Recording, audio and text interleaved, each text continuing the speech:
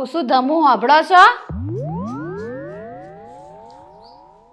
બોલો ને, શું કેવું થાય છે તમારું? પરમદાળ હોળી છે. હા, તે કહું છું મારા માન અને મારા ભાઈને મળવા જતા આવીએ ને આપણે હોળીએ રમતા આવીએ. હેડો કે 2 દાડા તમારે રજા નહીં, એટલે રજાની રજા ને હોળીને હોળી મનાઈને આવીએ આપણે. અંદર હોળી છે.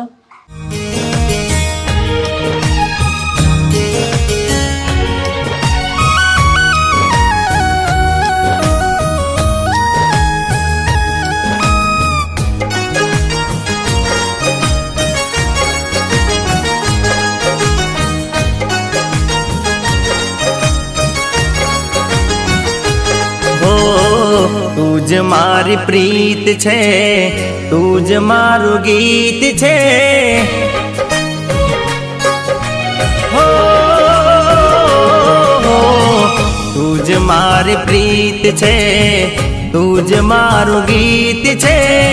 તું જ મારા જીવનનું ધડકતું સંગીત છે.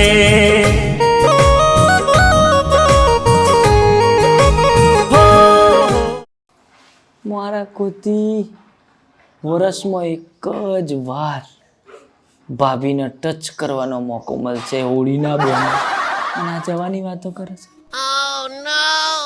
શું વિચારો છો ધમુ? તે પણ હું શું કહું, હા, આ વખત તો હોળીમાં તું તો જવાનું ના ગોઠવી નહીં. ચમ? આ વખત હોળીમાં અમે બધા ભાઈ બહેનો એ તામઝામ જે કર્યો છે ને, રાતે રાસ ગરબા, પછી રાસ ગરબામાં છૂટી ખમણી, પેલી સેવ ખમણી આવે ને એની જગ્યાએ અમે છૂટી ખમણીનો પ્રોગ્રામ રાખ્યો. અને બધા ભાઈબંધો કે યાર તું જતો રહે તો મજા ના આવે, એટલે હું કહું તું 2 દાડા જપી જા, પછી તો તું તારા ટિફિન બિફિન બનાવવાનું જવું નહીં. આપણે તો મહિનો તો રહી જાય છે. ધમુ, તહેવાર હોય તારો તો હું તમને લઈ જવાનું કહું છું કે લઈ જાઓ મને માર પિયર. આમ તમને કહું છું હું આમ આખો દાડો ઘરમાં ને ઘરમાં કામ કરું છું, તમને હાચવું છું. તહેવાર વ્યવહાર ક્યાંક કોક દાડ આવે તારે આપણે મારા માના ઘેર જવાનું, અને મારા માના ઘેર શકું અધી મદીને તમે ને હું મારી બુને ચોક બહાર જઈશ. હા વાત સાચી, મને એ જ તકલીફ કે તાર બૂન બહાર જઈએ. પણ અત્યારે હા ને આપણે જે અહીંયા રહેવાની જે મજા હા ને, કારણ કે તું નહીં સમજો. શું નહીં સમજુ? હું જેટલું તારા માટે તો મને ખબર કે તને સેવ ખમણી બહુ ભાવે, એટલે તો મેં સૂટી સેવ ખમણી રાખી. હું મારા માના કહીએ કે સેવ ખમણી બનાવશે તમારા માટે. હેડો ક પણ ગોરડા જેવી વાતો ના કરાય. હવે એ બધા હોય ને હોળીમાં હું તને દોડીમાંથી કાળી કરું તો જેવી કલાળાના બુંદા જેવી તું લાગુ. તારી ઘેર તારી બેઇજ્જતી થાય, મારાથી સહન ના થાય. એટલે કહું એ તું કહે ને તો 2 દાડા પછી આપણે ઈકણ જ રહેવા જતા રહીશું. તું એકલી જવાનું કહે ને તો તને એકલી મૂકે, તું તાર 15-20 દાડા જે તાર રહેવું હોય એકલી રહેજે, પણ ખાલી 2 દાડા જપી જા. પછી શું તંબુરો રહેવા જવાનું? તો તહેવાર હોય તારા બધા જોડે હળી મળીને તહેવાર કરવાનો હોય કે એકલાય કરવાનો હોય? પણ અહીંયા તું તો તહેવાર કરવા જાય તો મને હારું અહીં ફાવે નહીં ને, એક સેજ પણ ના ફાવે તમારા વગર રાધુ. પણ હેડો ગજમ આમ કરો તમે, હેડો ગો લીવર બકા મોની જા, આપણે ખાલી 2 દાડા. અરે મેં આ વખત ભોંગનો પ્રોગ્રામ રાખ્યો છે, એટલે મારે ભોંગ બનાવવાની, એ ભોંગ પીને પછી જે હોળી રમવાની. મારા માના ઘેર અસલ ભોંગ બનાવીશ. આમ તમને આમ નશો થઈ જાય ને એવી જબ્બર ભોંગ બનાવીશ. ના પણ આપણે અહીંયા ખર્ચો કરેલો વાતલ જાય ને, અહીં બનાવેલી પડી ના રે. હો વાતની એક વાત, તમારે મારા અંગાત આવવાનું છે એટલે આવવાનું છે. હું તમને લઈને જ વહીથી જઈ. જો બકા 2 દાડા તો મેન નહીં પડો. જો એવું હોય તો તું તારી એકલી તાર મમ્મીને ઘેર જા, હું તને કશું જ નહીં કહું. ભાડું હાલ દઉં, ઉપર વાપરવા છોકરોને વેકવા કલરના બધા પૈસા હું તને હાલ દઉં. ચાલો ગો પ્લીઝ, જમ આમ કરો છો. પેલા બાજુવાળા પેલા રમેશભાઈ 2 દાડા પહેલા ભાભીને લઈને જતા રહ્યા. શું વાત કરી? તો તારા અને તમે જ એક છો કે જાનન તારા મને ના પાડો છો, અહીંયા નહીં જવાનું, અહીંયા નહીં જવાનું. હું તમને કેટલા હાંચવું છું તોય મને કોઈ વાતમાં તમે હા નહીં કહેતા કે હાર હેડ આપણે 2 અંગાતે તહેવાર કરવા જઈએ. પેલા 2 દાડા પહેલા જતા રહ્યા. વિચારો બાજુવાળા ઓવસ તો તાર જ્યાં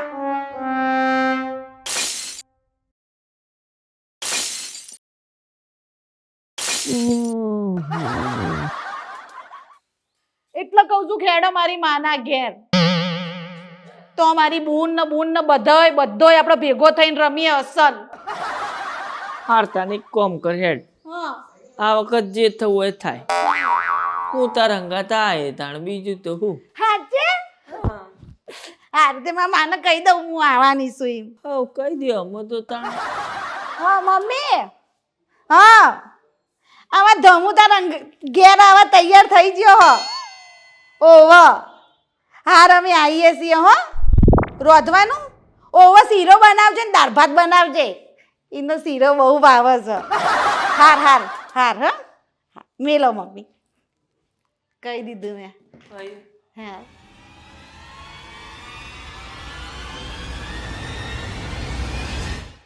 હાર મેડમ કપડાં પેક કરી દઉં તમારા. કરો હાર.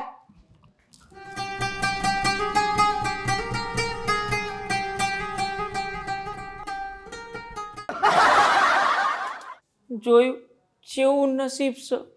ઓને કહેવાય કાગડો દૈત્રું લઈ ગયો. જેટલો જોરદાર પ્લાન બનાવ્યો હતો. આખા વર્ષમાં એક હોળીનો તહેવાર આવે જેમાં હું એને ટચ કરી શકું હોળીના બોને. પણ મારા નસીબમાં પોદરું હતું ભાઈ. આગળ તમે હવ સમજું છો એટલે તમે સમજી લેજો.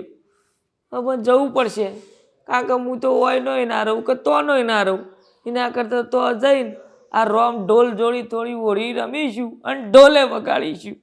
અને તમારે જે હોળીમાં જે કરવું એ કરજો ભાઈ. મારે તો હોળી આવી થઈ છે ભાઈ. તમારે ભડકો કરવો હોય તો ભડકો કરો, પિચકારીઓ મળી હોય તો પિચકારીઓ મળે, જે કરવું એ કરો. ધમભાન તો હોળીમાં આવો ઈશ્કાર આવ્યા ભાઈ.